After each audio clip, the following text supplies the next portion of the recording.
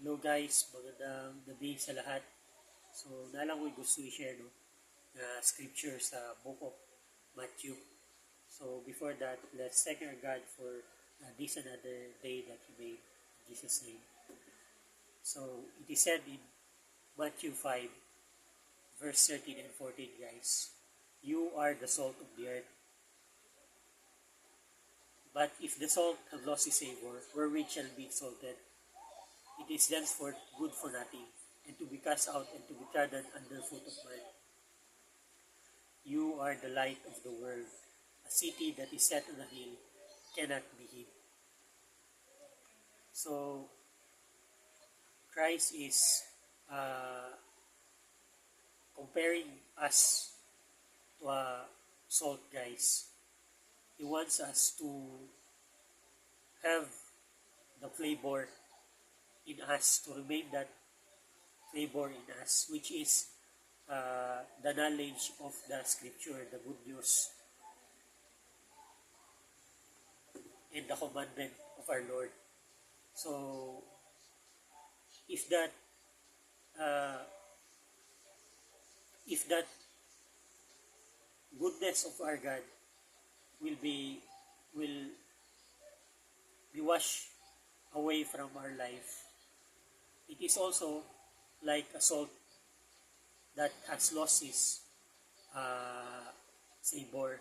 So we can never be fit for the kingdom of God. So therefore, we are now useless. So keep that saltiness in you guys in all season. We can only uh, maintain that uh, saltiness in us, that goodness, if we dwell in the teaching of our Lord. So, put it in your heart, guys, and uh, give it to God through prayers that you may have that urge to study the scriptures and that you may maintain that Spirit of God in you. So, in verse 14, guys, he said, "You are the light of the earth. The city that is set on a hill cannot be hid." So, we are also compared to a light. So, a light is our light, guys, serves as a light for those who walks in darkness. For it is said also in the scripture that in him was life, and the life was the light of men.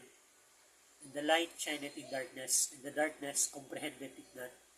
So, Jesus Christ is the light, guys. Now that we receive Jesus Christ as our Lord and Savior and follow His commandments, we are also now made as a light in this world. So we can guide those who are in darkness, guys, and be a beacon of light unto them, so that they will never be lost in this life.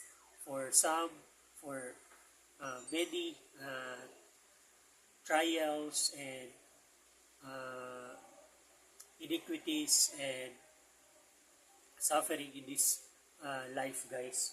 And we all know that many of our brothers and sisters are losing the glimpse of light in them, because this world is full of darkness. So Jesus Christ is encouraging us also to be a light in this evil world, that uh, our brethren and the people around us will also be manifested by that light that Jesus Christ had given us, uh, that they may live in that light, and that they may not be lost. in this race of life until our Lord and Savior Jesus Christ come. Let's encourage each other, guys, and